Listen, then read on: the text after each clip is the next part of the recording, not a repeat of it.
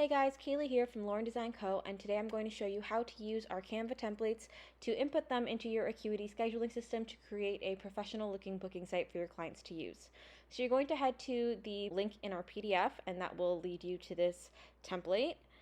I'm going to take some time to just customize it to my liking, so you can change text, fonts, colors, backgrounds, drag and drop pictures, whatever you prefer to make it your own.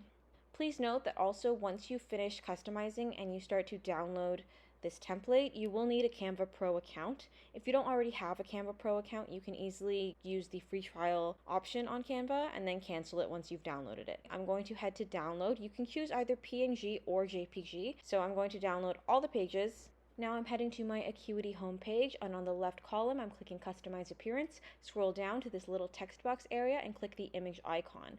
Now you're going to upload everything that we just downloaded in chronological order from 1 to 6. For further assistance, we do provide a setup service and/or custom design work, which you can learn more about through the PDF links provided in this listing. Be sure to check out our other templates in this collection to keep your branding consistent and on point as well. Thanks for choosing Lauren Design Co., and feel free to reach out to us through our website at www.laurendesign.co.